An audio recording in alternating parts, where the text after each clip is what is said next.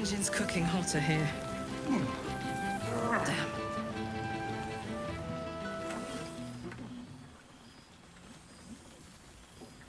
Oh, hello. Let me guess, you've got some suggestions about the music choice. You have no idea who I am, do you? I thought Withers might have set the stage a little.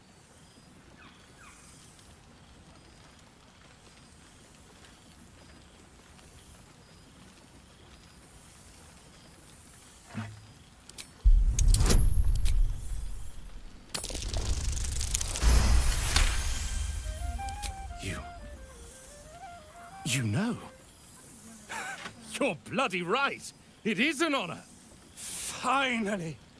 The scribe picks an adventurer of substance, of culture! What can I do you for? Your wish is my... etc. What song do you want?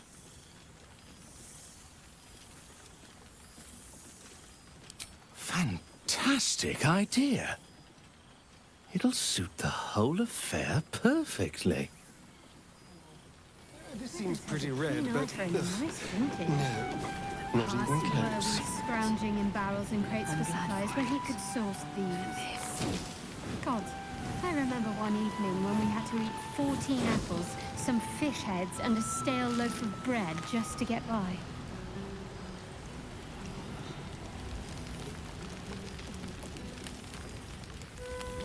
No traps, please.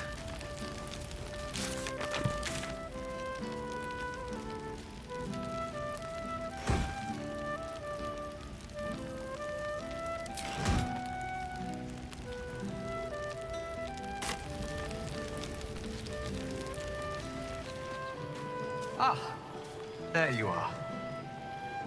Well, well. Look what the Tressim dragged in. Professor Gale Decarius of Blackstaff Academy. Educator of the esteemed School of Illusion. A pleasure to remake your acquaintance.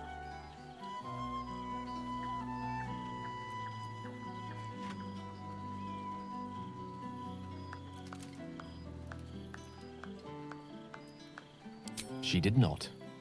I'm delighted to report. I surrendered the crown of Carsus to her, as I told you I would.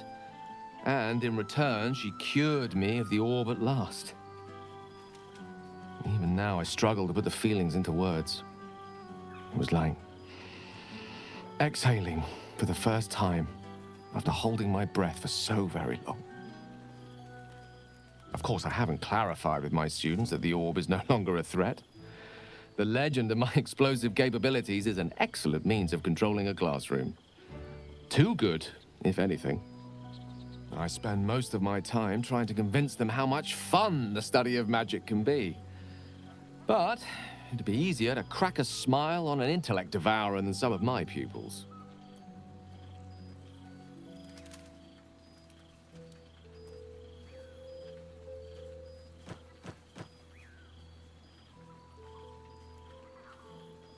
Illusory magic has the power to confound the senses, to render the impossible into reality, and to allow expression of that most magical attribute of all: imagination.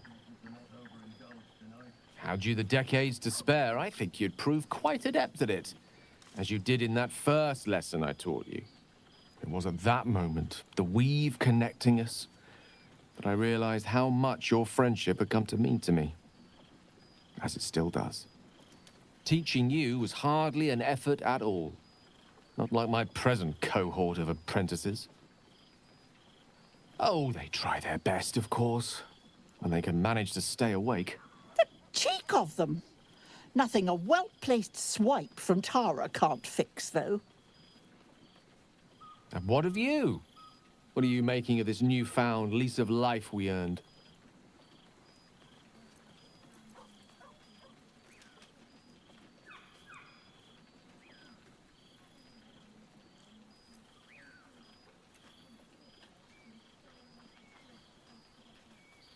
I almost feel sorry for the devils in your path. I mean, I don't, of course. Sure, they deserve it. I've told my students plenty of tales about our escapades. You're something of a hero to them, you know? I'll be delighted to introduce you to my current cohort as a guest lecturer, perhaps. I'm sure they'd have plenty of questions for you.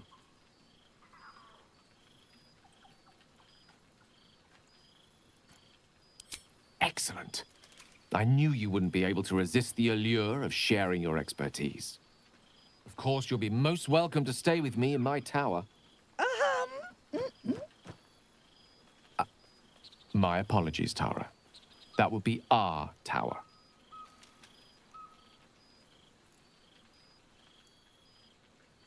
It will give us plenty of time to catch up on your adventures. I'm very curious to know what you've been up to these past months. But I suspect the telling of that tale would keep you tied to me all evening. So, in the spirit of selflessness, I encourage you to mix and mingle for now, with time enough to come.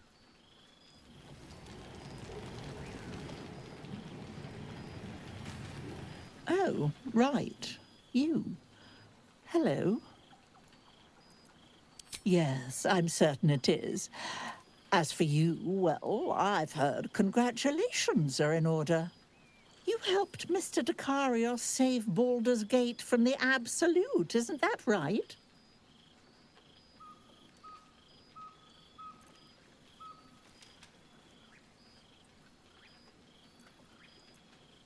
Well done.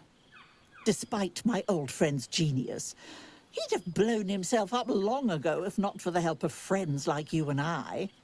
You ought to come visit myself and Gale when you're able, if you can extract yourself from what I'm sure are very important responsibilities.